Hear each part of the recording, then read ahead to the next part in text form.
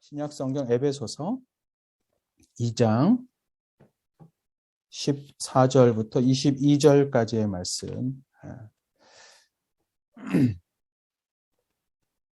제가 한 절 읽고 여러분 한 절 읽고, 제가 짝수절 읽고 여러분들은 홀수절 읽고, 그리고 마지막 절은 같이 읽도록 하겠습니다. 제가 먼저 읽겠습니다. 그는 우리의 화평이신지라 둘로 하나를 만드사 원수된 것 곧 중간에 막힌 담을 자기 육체로 허시고 법조문으로 된 계명의 율법을 폐하셨으니 이는 이 둘로 자기 안에서 한 새 사람을 지어 화평하게 하시고 또 십자가로 이 둘을 한 몸으로 하나님과 화목하게 하려 하심이라. 원수된 것은 십자가로 소멸하시고 또 오셔서 먼데 있는 너희에게 평안을 전하시고 가까운데 있는 자들에게 평안을 정하셨으니 이는 그로 말미암아 우리 둘이 한 성령 안에서 아버지께 나아감을 얻게 하려 하심이라. 그러므로 이제부터 너희는 외인도 아니요 나그네도 아니요 오직 성도들과 동일한 시민이요 하나님의 관속이라. 너희는 사도들과 선지자들의 터 위에 세우심을 입은 자라. 그리스도 예수께서 친히 모퉁이 돌이 되셨느니라. 그의 안에서 건물마다 서로 연결하여 주 안에서 성전이 되어가고. 함께 읽습니다. 너희도 성령 안에서 하나님이 거하실 처소가 되기 위하여 그리스도 예수 안에서 함께 지어져 가느니라. 아멘. 오늘 이 말씀으로 우리가 꿈꾸는 교회 9번째 시간입니다. 참 평화로 하나가 되는 공동체라는 제목의 말씀을 나누려고 합니다. 제가 여러분들에게 책을 하나, 재미있는 책이 있는데요. 한국의 차재혁 씨가 쓰고 최은영 씨가 그린 이 선이 필요할까? 라인, 이 선이 필요할까라는 그림책이 있습니다.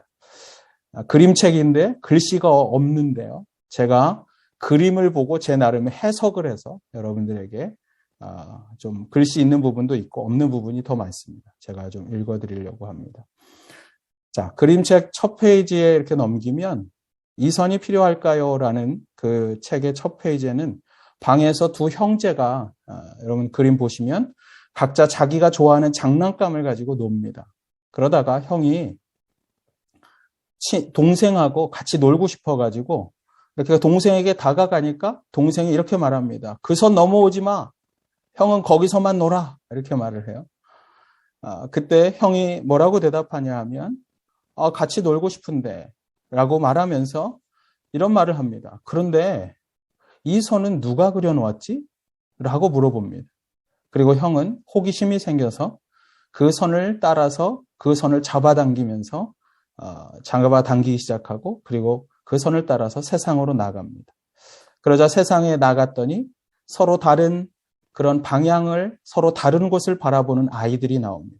그리고 그 선을 따라서 또 가보면 교실에서는 선생님이 열심히 교실에서 아이들에게 가르치고 아이들이 수업을 듣지만 한 공간 안에 있는 선생님과 학생들 사이에는 이 선이 지나가면서 서로를 나누고 있다는 것을 보여줍니다. 보면 선생님 발밑에 선이 엄청 많아요. 그렇죠? 자기만의 어떤 생각과 선입견으로 아이들과 하나가 되지 못하는 모습이죠. 이 선은 각자의 그런 혼자 외톨이를 만들기도 하고 또 두 사람, 세 사람씩 서로를 나누기도 합니다. 그 다음 그림에 보면 공원에 나와 있는 사람들이 있어요. 그곳에는 각기 다른 모양의 가족들이 이미 자식들을 떠나보낸 노부부가 따로 있기도 하고요. 자매들이 있기도 하고 그리고 이제 막 신혼부부의 그런 아이를 처음 가진 그런 가족도 나오고 또 많은 4명의 자녀가 있는 가족도 나옵니다. 공원에 나가니까 각양각색의 사람들이 각자의 모습으로 그렇게 살아가고 있습니다. 그리고 일터에 가면 이 일터 안에서도 여러분 가만히 보세요 한번. 혼자 컴퓨터 켜놓고 혼자 일하고 있는 사람이 있어요. 가운데. 그리고 그 옆에는 또 다른 사람과 대화를 나누는 사람도 있고 또 가운데 보면 사람들끼리 회의도 합니다. 그런가 하면 이렇게 줄을 서서 서로 대화도 하는데 그 사이에 선이 있습니다. 손도 맞잡고 악수도 했는데 알고 보니까 서로는 마음을 통하고 있지 않습니다. 이 선을 보면 서로 다른 색과 서로 다른 모양을 가지고 있지만 그들 사이에 선이 그어져 있고 선과 선으로 서로를 무리짓고 그리고 그 선 가운데 선을 사이에 두고 사람들은 함께 하지 못하고 나뉘어져 있는 것을 봅니다. 함께 있는 것 같지만 선을 따라서 서로 나누어져 있는 사람들. 그리고 서로 대립하고 서로 반목을 하며 살아요. 그래서 한 나라가 그렇게 선으로 나눠져 있다 하는 것이죠. 근데 이 동화책이 훨씬 더 많은 그림이 있어요. 근데 이 그림책의 마지막 후반에 가면 선을 따라서 이 아이가 선을 사실은 모으면서 선을 따라왔거든요. 선을 모으면서 따라온 아이는 그 선 끝에 자신처럼 이 사람들을 나누고 있는 그 선을 실타래처럼 뭉치고 모아서 오고 있는 할머니를 만납니다. 그리고 할머니에게 묻습니다. 할머니도 이 선을 모으셨네요? 그러면서 이렇게 말해요. 누가 계속 이런 선을 그어 놓는 거예요? 이 다음 페이지에 보면 그런 게 있는데 제가 없습니다만 할머니가 이런 대답을 합니다. 글쎄 잘 모르겠네. 그러면서 이 말을 해요. 하지만 이 선이 꼭 필요할까? 이게 책 제목입니다. 이 많은 선들이 있는데 이 선이 꼭 필요할까? 그리고 맨 마지막 장 한번 그림 넘겨볼까요? 재밌는 그림이 나옵니다. 거기에 가보면 여러분들이 아실 만한 사람들이 거기 있습니다. 보이세요? 저 위쪽에? 북쪽의 지도자 김정은 비슷하게 생긴 사람 보입니까? 오른쪽에 문재인 대통령 비슷하게 생긴 사람 보입니까? 여러분들이 알만한 사람들이 있어요. 노인도 있고 젊은이도 있고 장애인도 있고 비장애인도 있고. 그런데 재밌는 건 여기서는 그들이 각자 자신의 사람들을 나누었던 선들을 스스로 허물면서 그것을 모으면서 서로에게 가까이 다가오고 있었던 것입니다. 선을 허무는 사람들, 그들이 서로 가까워지고 있는 모습을 여기에 그려주고 있습니다. 그림만 있는 동화인데요. 이거 제가 순전히 다 말 만든 거예요. 네. 여러분들이 그냥 그림만 보고도 얼마든지 볼 수 있는 동화입니다. 이 선이 필요한가? 여러분, 우리가 살아가는 이 땅에서도 우리에게 얼마나 많은 선이 있습니까? 우리가 뉴질랜드에 와서 제가 보면 느끼는 것은 이런 것입니다. 부모 세대와 자녀 세대 사이에도 한 가정 안에 있지만 한 가족이지만 그들 사이에 수많은 선이 그려져 있습니다. 우리가 잘 보지는 못하지만 각자의 생각에 따라서 이민 1세대와 그 다음 세대가 때로는 선을 긋고 그 선으로 함께 무리를 지을 때도 있지만 그 선으로 서로 반목하고 대립하면서 때로는 한인 사회 안에 수많은 선과 장벽을 만들며 함께 살아가지 못하는 모습을 봅니다. 좀 더 가진 사람은 좀 더 가지지 못한 사람과 함께 하지 못하기도 하고요.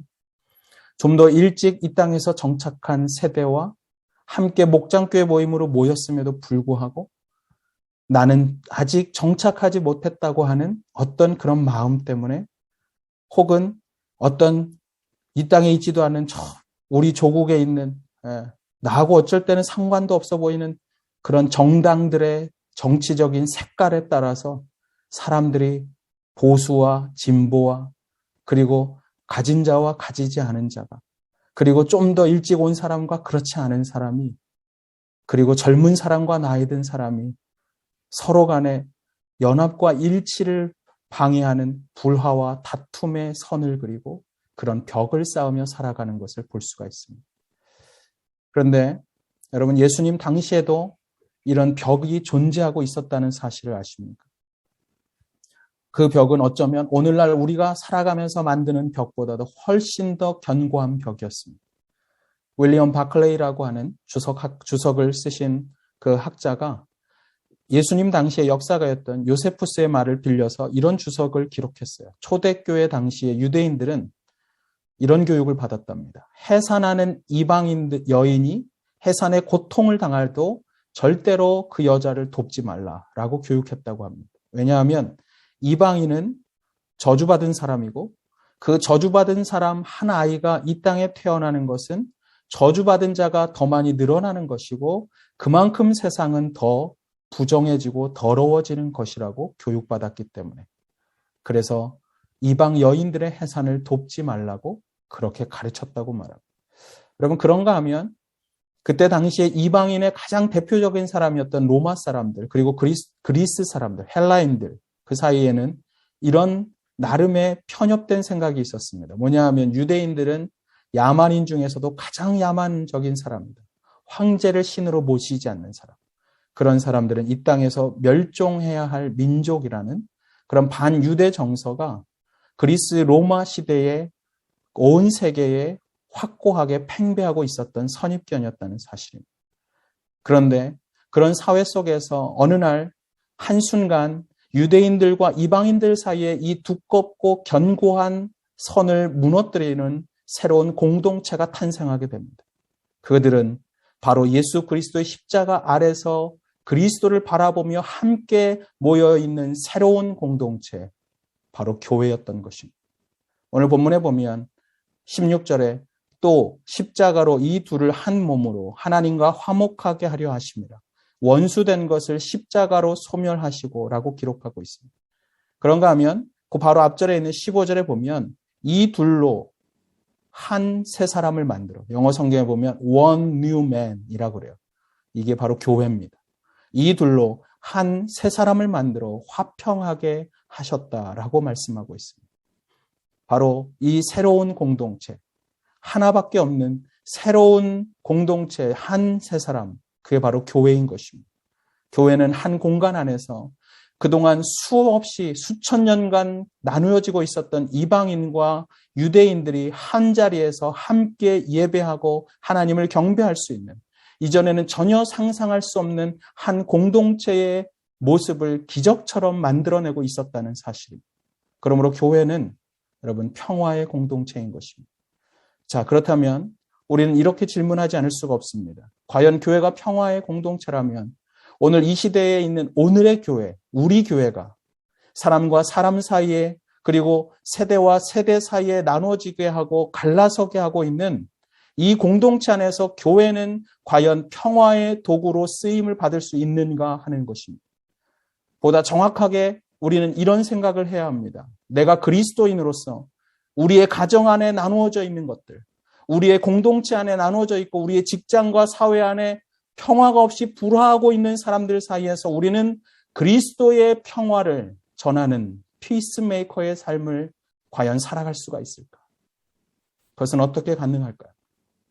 첫 번째로 평화의 주님을 이 땅에 영접할 수 있도록, 이 땅에 있는 사람들이 평화의 주님을 영접할 수 있도록 우리가 도와주어야 한다는 사실입니다. 자, 오늘 본문 14절에 보면 사도 바울은 예수 그리스도를 이렇게 소개합니다. 그분이 바로 예수님입니다. 그는 우리의 뭐다? 화평이신지라. 우리의 평화, 샬롬이시라고 말해요. 어떻게 예수님이 우리의 평화가 될 수가 있을까요?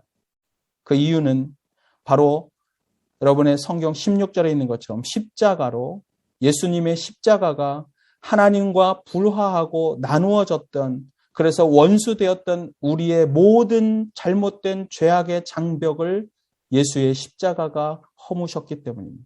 16절에 보면 이렇게 말하죠. 또 십자가로 이 둘을 한 몸으로 하나님과 화목하게 하려 하십니다.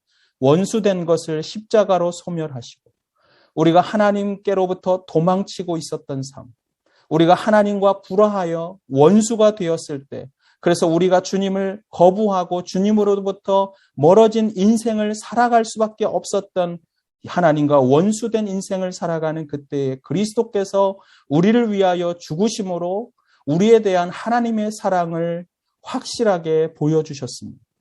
그러므로 그리스도의 십자가는 하나님과 우리를 하나 되게 한 화목의 십자가인 것입니다.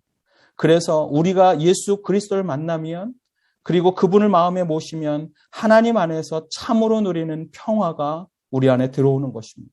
그러므로 그리스도의 십자가는 화목케 하는 십자가요, 우리에게 평강을 주는 평화의 십자가인 것입니다. 자, 제가 여러분들에게 한 가지 질문을 드릴게요. 퀴즈입니다.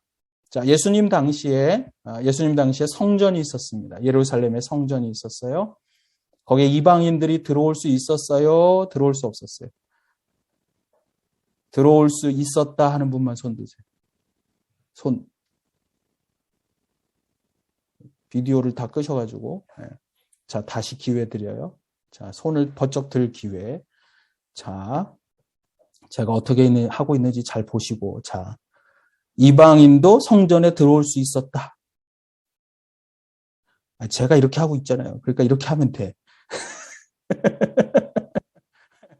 알아들으셨어요? 제가 항상 질문할 때 저는 힌트를 드리잖아요, 제가.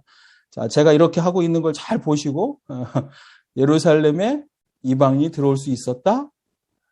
자, 손 드세요. 다 드세요. 네. 네. 자, 여러분, 예수님 당시에 이방인들이 이렇게 아까 말씀드린 것처럼 함께 하지 않았지만, 그러나 놀라운 건 뭐냐면, 그때 당시에 이방인들이 예루살렘 성전에 들어올 수가 있었습니다. 중요한 것은 그래서 우리가 성전을 이렇게 얘기할 때 성경에 보면 바깥들이라고 하지만 때로는 그것을 이방인의 뜰이라고 말해요. 이방인들이 거기까지는 들어올 수 있었다는 거예요. 그러면 성전의 가장 깊은 곳이 하나님이 임재하는 곳이라고 이스라엘 사람들은 생각했습니다. 그곳이 바로 지성소입니다. 그리고 지성소에는 대제사장만 들어가요. 그러나 그 앞에 성소가 있습니다. 지성소가 있고 바로 그 앞에 성소가 있는데 거기에는 제사장만 들어가기 때문에 그곳을 제사장의 뜰이라고 말했습니다. 그보다 조금 바깥쪽에 남자들만 모였습니다. 이스라엘 사람들이. 그곳을 가리켜서 이스라엘의 뜰이라고 말해요. 근데 그보다 조금 밖에 여자들이 모였어요. 이름 뭐예요, 그러면? 안 들려가지고. 자, 여인의 뜰. 여인의 뜰. 그리고 그 바로 밖에 나가면 그때부터는 성소가 아니에요. 성소 밖이에요. 거기에 가면 이방인의 여인의 뜰에서부터 계단 5개를 딛고 내려가면 그때부터는 밖이에요. 거기에는 이방인들이 들어올 수 있는 바깥뜰 혹은 이방인의 뜰이라는 게 있었어요. 제가 아마 여러분들에게 카카오톡으로 우리 온라인 예배실에다가 제가 예루살렘 성전의 복원도를 하나 올렸습니다. 거기에 보면 빨간색으로 줄이 그어져 있는데 그게 바로 이방인과 여인들의 뜰을 구별하기 위해서 이렇게 아주 낮은 장벽을 하나의 돌을 세워서 장막을 세워놨습니다. 사람들의 경계선이라고 할 수 있는 낮은 벽을 세웠습니다. 그런데 1871년에 클레몽 가뉴라고 하는 사람, 고고학자입니다. 그가 이 예루살렘의 성전터를 발굴하다가 거기에서 아주 희귀한 돌판 하나를 발견합니다. 그게 뭐냐 하면 그리스어, 쉽게 얘기하면 헬라어로 쓰여져 있는 84cm 가로로 그리고 세로로 59cm가 되는 커다란 돌판을 발견했어요. 제가 카카오톡에다 여러분들에게 사진도 보냈는데 거기에 보시면 거기에 헬라어로 한 글자가 무려 4cm나 되는 크기의 큰 글자로 이렇게 써 있었습니다. 어떠한 이방인도 성전을 둘러싼 담장과 성전 영역 안으로 들어올 수 없다. 성전을 둘러싼 담장 그리고 그 낮은 돌담이 있었던 그 안쪽에 성전 안쪽 영역으로 들어올 수가 없다. 만약 들어와서 잡히는 자는 누구든지 자신의 죽음에 스스로 책임을 져야 한다. 여러분 들어오라고 허락한 것 같지만 사실은 허락하지 않은 것과 같지 않습니다.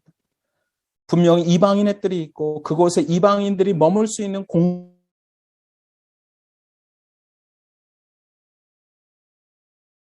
하나님의 임재를 경험할 수 없는 공간이었다고 저는 생각해요. 그들은 허용한 것 같지만 사실은 구별하고 있었고 사실은 사람들을 그곳에 들어오는 것을 거부하고 있었던 것입니다. 그런데 이 구별이 여러분 예수 그리스도께서 십자가에 달려 돌아가시면서 그 성전인 하나님께 나아가는 길을 그분이 열어주심으로 그를 따르는 새로운 공동체 안에서는 이 구별된 선들이 다 무너지기 시작했습니다.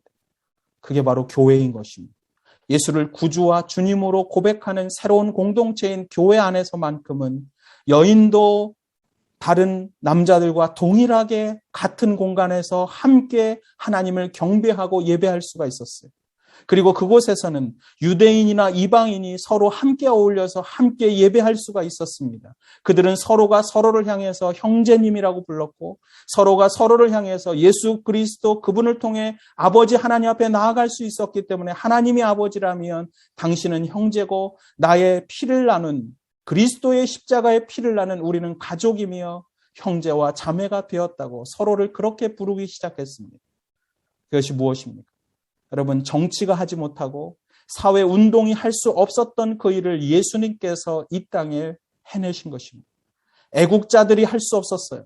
여러분, 이스라엘의 그런 열정을 가지고 있었던 군국주의자와 같은 사람들, 그런 애국을 한다고 말하는 사람들, 그들은 결국 사람들을 나눌 수밖에 없었습니다. 그러나 율법주의자도 아니고 애국자의자도 아닌 오히려 예수 그리스도를 따르는 피 묻은 십자가 아래에 있었던 예수의 제자들만이 진정한 나눔과 다툼을 끝내고 그 안에서 참으로 하나가 되는 공동체를 만들 수가 있었다는 사실입니다. 왜 그렇습니까? 우리 주님이 평화의 하나님이시기 때문에. 그분이 이 땅에 오시던 날, 이 땅에 아기 예수로 태어난 그날, 아기로 태어날 때 하늘에는 평화라고 말했습니다. 그분이 탄생하기 700여 년 전 이사야의 선지자 이사야가 그가 예언할 때 보면 그분을 이렇게 말해요. 그분은 기묘라 모사라 그러면서 쭉 얽매다가 끝에 가면 이렇게 평화의 왕이라. 평화의 왕이신 하나님. 평강의 하나님. 그분이 인간의 몸을 입고 이 땅에 오셔서 십자가에서 하나님께 나아갈 수 없었던 모든 허물과 장벽을 무너뜨리고 그리고 인간과 인간 사이에 있었던 모든 장벽을 무너뜨리기 위하여 자신의 피를 흘리셨다는 사실. 그분은 평화의 왕이신 것입니다. 그러므로 우리가 이 땅에서 진정한 평화와 샬롬을 가져오기를 원한다면 우리가 제일 먼저 해야 될 것은 다른 것 아닙니다. 바로 이 평화의 주님을 평화하지 못하고 있는 사람들에게 소개해 주어야 한다는 사실. 서로가 서로를 선긋기 하고 선을 따라서 장벽을 세우면서 서로를 소외시키고 반목하고 있는 그런 사람들, 그래서 하나님께 대하여도 불화하고 원수된 사람들, 그리고 다른 사람들하고 한 번도 평화를 누려보지 못하며 혼자 외톨이 되고 괴로워하고 있는 인생들에게 진짜 평화가 오는 길, 그것은 평강의 왕이신 예수 그리스도를 그들에게 소개해 주는 것이라는 사실입니다. 그래서 예수님이 오시면 하나님과 화평합니다. 하나님과 화평한 사람들은 이웃과도 화평할 수가 있어요. 여러분, 샬롬이란 뜻은 모든 것이 원래 있었던 자리로 되돌아가는 것을 이야기해요. 원래 에덴에서 만들었던 하나님과 교제하고 있었던 평강의 삶으로 돌아가는 인간관계. 그리고 그곳에서 벗었지만 전혀 허물로 여기지 않고 내 아내와 내 가족이 하나가 될 수 있었던 관계를 만들어가는 그 회복의 단계를 가리켜서 샬롬이라고 말하는 거예요. 어떤 무력에 의해서 누군가를 강압하는 것이 평화가 아닙니다. 그것은 로마의 팍스 로마나 로마 사람들이 말하는 힘에 의한 평화예요. 그러나 그리스도의 평화는 자기를 희생하고 자기를 죽이고 그래서 그 선을 무너뜨려 서로의 장벽을 낮추고 사라지게 하여 하나가 되어지고 원래 하나님의 평강의 모습을 회복하는 온전한 공동체. 그때가 비로소 샬롬의 공동체가 되는 것입니다. 그래서 우리 주님은 우리에게 산상수훈을 통해서 이런 말씀을 하셨습니다. 마태복음에 보면 내 이웃을 사랑하고 내 원수를 미워하라 하였다는 것을 너희가 들었으나 나는 너희에게 이르노니 너희 원수를 사랑하며 너희를 박해하는 자를 위하여 기도하라. 그 다음에 이런 말씀하세요. 너희가 너희를 사랑하는 자를 사랑하면 무슨 상이 있으리요? 세리도 그와 같이 하느니라. 이스라엘 사람들이 죄인이라고 말하고 있는 그 죄인들도 사랑할 만한 사람은 얼마든지 사랑한다. 그러나 하나님의 택함을 받았다고 말하고 하나님의 평화를 가졌다고 말하는 사람이 진짜 말하는 것은 이것이다. 사랑할 수 없는 사람, 미워할 수밖에 없는 사람, 나는 도저히 사랑할 수 없는 그를 끌어안고 그를 위하여 하나님 앞에 기도하는 사람. 바로 그때 그곳에 하나님의 평화가 임한다는 그 사실입니다. 너희가 형제만을 무난한다면 남보다 더한 것이 무엇이 있는가? 여러분, 그리스도인은 사랑할 만하기에 사랑하는 사람이 아니에요. 그리스도인은 사랑할 수 없지만 내 힘으로는 견딜 수도 없고 밉고 괴롭고 아프지만 그러나 그를 끌어안고 그리스도의 사랑으로 품어내기 위해 오늘도 애쓰며 그들에게 샬롬, 평화를 외치는 사람들. 그들이 진짜 그리스도인인 것입니다. 나를 괴롭히는 사람, 나를 박해하는 사람, 나와 함께 있으면 언제나 나에게 가시돋친 것 같은 그 사람을 품기 위하여 하나님 앞에 기도하고 그를 축복할 수 있는 그런 그리스도인, 그가 바로 진정한 그리스도인인 것입니다. 예수님께서는 이 산상보훈의 이 말씀을 하면서 동일에게 이런 말씀을 주셨다는 것을 아십니까? 마태복음 5장 23절에 보면 너희가 예물을 제단에 드리다가, 다시 말하면 예배하다가 거기서 내 형제에게 원망들을 만한 일이 있었던 것이 생각나거든 예물을 제단에 두고 먼저 가서 그 형제와 화목하고 그 후에 와서 하나님 앞에 예물을 드리라. 여러분, 우리가 하나님 앞에 정말 그리스도인이 돼서 그분 앞에 진실로 예배하기를 원하고 그분 앞에 예배하기 위해 나온 그 순간 우리는 내 눈에 보기 싫은 인간이 보이는 게 아니라 정말 나에게 하나님이 참으로 마음을 주셨기 때문에 내가 누군가에게 나 또한 보기 싫은 사람처럼 누군가를 괴롭히고 있었고 누군가를 아프게 하고 있었던 것에 대하여 하나님이 나의 마음을 찌르실 것입니다.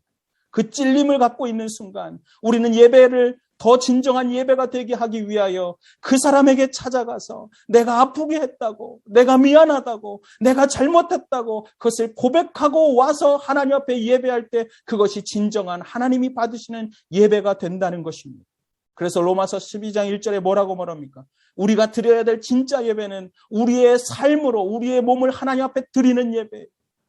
여러분, 그때 당시 로마에 있는 수많은 사람들은 예배할 때 그곳은 신전이 있었습니다. 신상이 있었습니다. 그리고 그곳에 제물이 있었습니다. 그러나 예수님을 믿는 사람들에게는 신상이 없어요. 신전이 없어요. 예수 공동체는 그들의 각 가정에 모여서 오늘 마치 우리가 모일 수 없어서 가정에 모인 것처럼 각 가정을 하나님 앞에 드리는 예배당이 되게 하여 그곳에서 어떤 제물을 드리는 게 아니라 내 몸을 거룩한 삶의 제사로 드리며 화목한 삶을 살아내지 못했던 내 삶을 회개하고 다시 하나님 앞에서 피 흘리듯 내 몸을 찢으며 아파하며 괴로워하며 일어나서 화평을 이루기 위하여 헌신하는 삶을 사는 것. 그것이 진정한 우리가 드려야 할 거룩한 산제사라고 이야기하는 것입니다. 그러므로 여러분, 오늘 이 말씀에 있는 것처럼 예배하기 위해 예물 드리러 왔다가 내 마음에 찔리는 것이 있어서 먼저 가서 그것을 화목하라는 이 말씀을 들은 사람들, 그리고 그 사람들이 그리스도인이라면 그리스도인은 당연히 그리스도의 말씀을 따르고 그 가르침 앞에 순종하는 사람일 것이고, 그런데 평생 그리스도인이라고 말하면서 한 번도 하나님의 말씀 앞에 순종하는 삶이 아니라 그 말씀을 거절하며 사는 사람들, 저는 그들은 그리스도인이라고 말할 수 없다고 생각합니다. 교회는 나올지 모릅니다.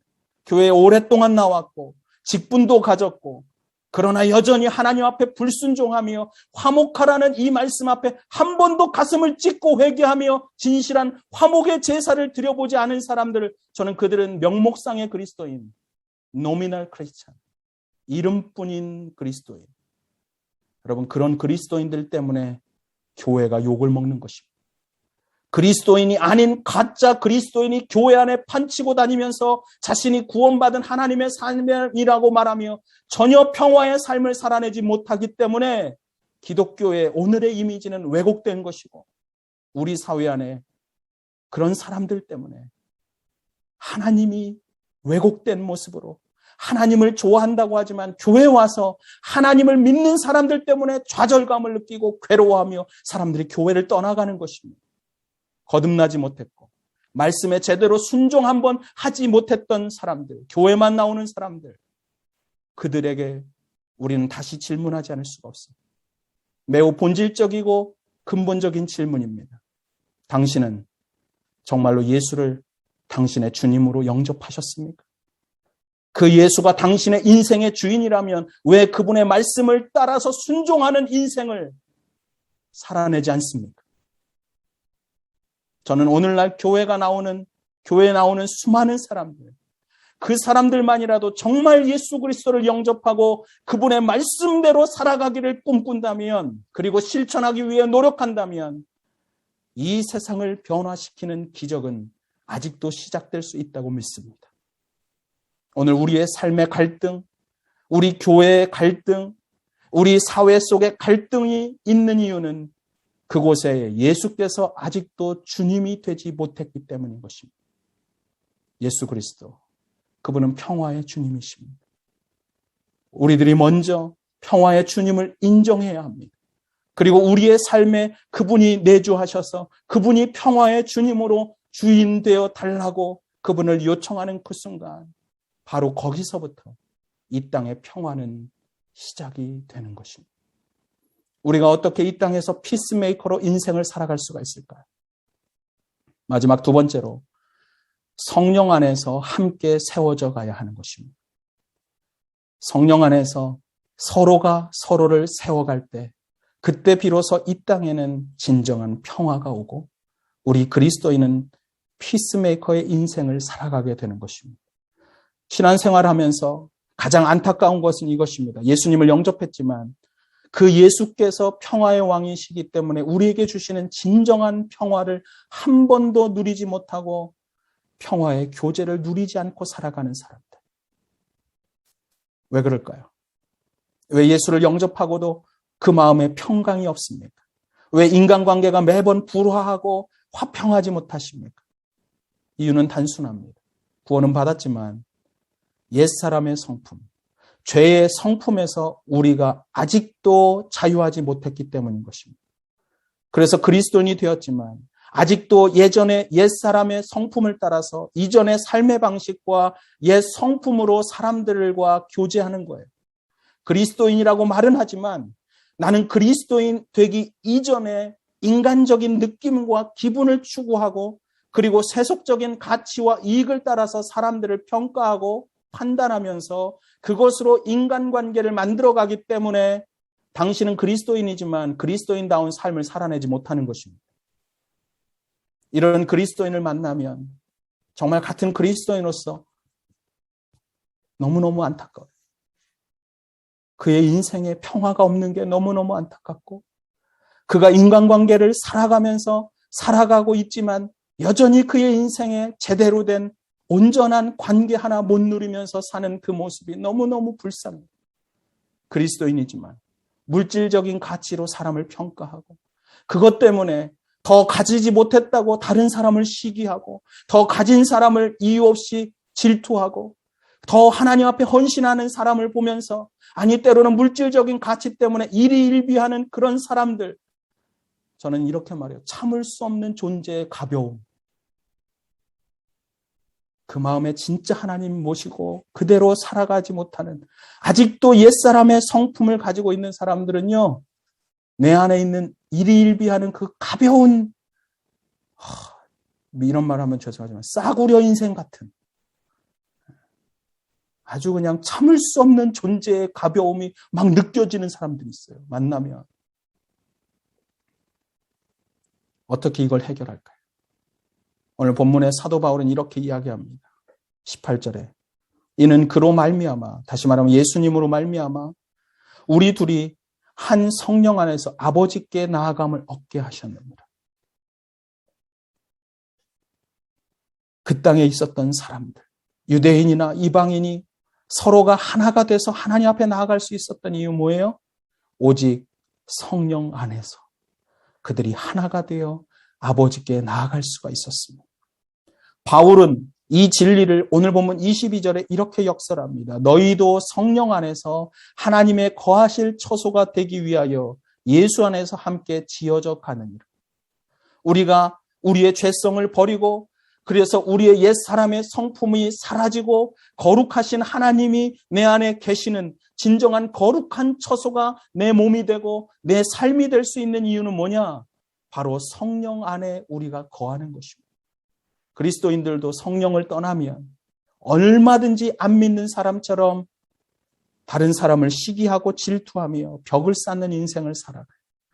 그 안에 성령이 없으면서 사람들에게 사랑이 없다고 말합니다. 성령이 있으면 이렇게 말합니다. 사랑하지 못하는 내가 하나님 죄송합니다. 그저 사랑해야 될 사람만 사랑하는 사람, 사랑할 수 있는 사람만 사랑하면서 나는 사랑하고 있다고 착각하는 내가 죄송합니다. 진짜 성령이 임하면 이렇게 기도합니다. 내 힘으로 사랑할 수 없기에 주님 저를 도와주십시오. 사랑할 수 있게 하옵소서. 그리스도인들 안에 진짜 성령의 충만이 있어야 하는 이유는 바로 이것입니다. 저는 우리 교회 안에 성령의 충만이 있게 되길 바라요. 저는 우리 교회 예배하는 성도님들의 인생의 가정마다 성령으로 충만한 은혜가 역사가 있게 되기를 바랍니다. 성령이 충만하기 위해서 성령님과 교통해야 합니다. 성령님과 교제해야 하는 것입니다. 저는 우리 교회가 하나님과 교통하는 그런 놀라운 사람들로 충만하게 됐으면 좋겠어요. 예배드리러 왔을 때 찬양팀이 날마다 성령의 충만한 임재 가운데 있으면 여러분 교회 왔는데 왜 시험에 듭니까? 시험에 들 이유가 없는 거예요. 그분이 내 마음에 충만하면 상대방을 볼 때 그 사람의 아픔이 느껴져요. 주님의 영으로 내가 충만하면 사람을 만날 때마다 내가 그전에 볼 수 없었던 그의 인생을 향한 하나님의 사랑의 눈이 열리고 그를 내가 품을 수 있는 힘을 주시고 그와 함께하면서 더 이상 내가 그를 괴롭게 하고 있고 나약하게 만들고 있었던 시기와 질투와 인간적인 속물 근성들이 다 사라지고 성령 하나님으로 인하여 다 불태워지는 것입니다. 저는 우리 교회가 성령이 충만해서 우리의 인간적인 욕심과 시기가 다 불태워지는 역사가 일어났으면 좋겠어요. 여러분의 가정마다 인간적인 마음, 그 모든 세속적인 마음이 성령 하나님의 은혜로 인하여 죄성이 싹 사라지고 거룩함으로 충만하게 되길 바랍니다. 그래서 여러분 교회 공동체 안에서 정말 중요한 사역이 뭐냐? 성령이 임재할 수 있도록 성령과 소통하는 사역이 필요해요. 하나님과 교제하는 사역이 필요해요. 여러분 부부간에 왜 소통이 되고 왜 그들이 행복한 인생을 살아갈 수 있습니까? 성령 안에서 교제할 때만 가능합니다. 여러분 아무리 부부라도 그들이 한 마음을 품을 수가 없어요. 아무리 부부라도 한 마음 안에 하나가 되기 어려워요. 그러나 오늘 성경에 보면 성령 안에 있으면 한 성령으로부터 한 영을 마시고 그분의 충만케 하심으로 내 영혼이 살아나면 여러분 부부가 대화가 돼요. 대화가. 왜 대화가 안 돼요? 여러분들이 말씀 안에 거하지도 않고 여러분들이 성경을 따라서 성령 하나님이 내게 주신 마음으로 서로 대화하지 않으면 어떤 소통도 일어나지 않습니다. 그래서 예전에 보면 성령이 충만한 삶을 플러그인 됐다 그래요. 플러그인. 하나님께 플러그인 접속되고 하나님께 모두가 다 접속해봐요. 그러면 한 하나님으로 인해서 온 가족이 소통하기 시작하는 거예요. 부모와 자녀가 소통이 일어나는 거예요. 자녀 세대와 어른 세대가 소통이 일어나기 시작하는 거예요. 한 성령 안에 계시면 그분 안에 있는 모든 사람들이 교회 안에서도 직장 안에서도 그들이 소통하기 시작하는 거예요. 마음이 열리기 시작하고 하나님의 마음으로 서로를 바라보며 내 눈에 있었던 모든 것이 거두어지는 역사가 일어나는 거예요. 교회의 평화의 비결은 뭐냐? 성령 충만인 것입니다. 우리 사회의 평화의 비결은 뭐냐? 성령 안에서 교제하는 것입니다. 내 삶이 정말 평화로운 인생이 될 수 있는 길, 성령 안에서 함께 우리가 하나가 되는 것입니다. 성령 안에서 함께 교제하는 것을 배우는 날, 이 땅은, 이 사회는 진정한 하나님의 평화가 임할 것입니다. 그러므로 이 땅에 진정한 평화가 올 때까지 먼저 그리스도인이 된 우리는 그 하나님 앞에 기도해야 합니다. 평화의 중보자로 이곳에 주여 평화가 임하게 하옵소서. 주여 우리를 평화의 도구로 써 주시옵소서. 피스메이커가 되어 이 땅에 평화를 심는 삶을 살게 하옵소서. 바로 그런 삶을 살 때 온 땅에 하나님의 평화가 넘치게 될 줄을 믿습니다. 그래서 진정한 회복과 하나됨의 역사가 일어나는 우리 가정과 교회가 되기를 주님의 이름으로 축원합니다. 함께 기도하겠습니다.